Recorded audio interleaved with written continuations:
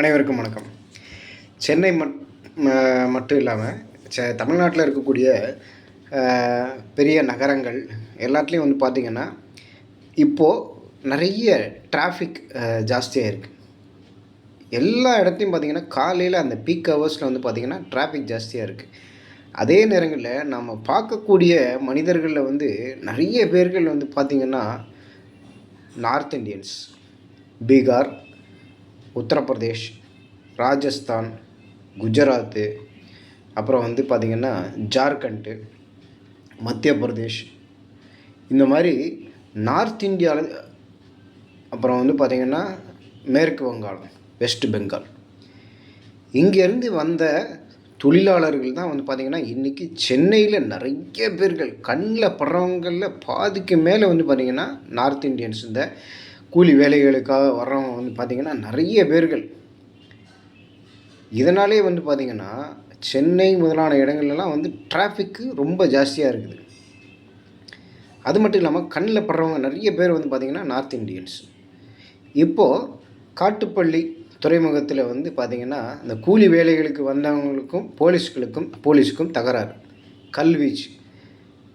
கடந்த சில மாதங்களுக்கு முன்னாடி 1 or 2 years பேக் நினைக்கிறேன், திருப்பூரில் வந்து பார்த்திங்கன்னா அந்த நார்த் இண்டியன்ஸும் ஒரு ஏரியா பூரா வந்து என்ன பண்ணுறாங்க, ஆக்குபை பண்ணிட்டாங்க. அங்கே லோக்கலில் இருக்கிறவங்களுக்கும் அவங்களுக்கும் சண்டை. போலீஸையே வந்து விரட்டி அடிக்கக்கூடிய அளவுக்கு அவங்களுடைய ஆக்கிரமிப்பு வந்து பார்த்திங்கன்னா தமிழ்நாட்டில் ரொம்ப ஜாஸ்தியாக இருக்குது. ஒரு கணக்கு வழக்கு அப்படிங்கிறதே கிடையாது. ஒரு ஸ்டேட்லேருந்து இன்னொரு ஸ்டேட்டுக்கோ இல்லை ஒரு நாட்டிலேருந்து இன்னொரு நாட்டுக்கோ போகும்போது அவ்வளோ செக்கிங் இருக்குது. ஆனால் இன்றைக்கி வந்து தமிழ்நாட்டில் வந்து பார்த்திங்கன்னா தமிழ்நாடு வந்து நம்ம ஆட்சியாளர்களே பெருமைப்படக்கூடிய அளவுக்கு தமிழ்நாடு வந்து வந்தாரை வாழ வைக்கும் தமிழ்நாடு, வந்தாரை வாழ வைக்கும் சென்னை. அது மாதிரி இன்றைக்கி நார்த் இந்தியாவிலேருந்து ஃபுல்லாக இங்கே வந்துட்டாங்க. அவங்களுடைய அடாவடி அராஜகம் இன்னும் கொஞ்ச நாளில் வந்து பார்த்திங்கன்னா ரொம்ப ஜாஸ்தியாகி கடைசியில் தமிழர்களாலேயே இந்த ஊரில் இருக்க முடியாத அளவுக்கு அவங்களுடைய கெடுபிடி, அவங்களுடைய ஆக்கிரமிப்பு அந்த அளவுக்கு வந்து ஜாஸ்தியாகும். இவ்வளோ வருஷங்கள் வந்து கண்ட்ரோல் பண்ணாமல் ஆட்சியாளர்கள், அரசாங்கம் கண்ட்ரோல் பண்ணாமல் விட்டுருச்சு.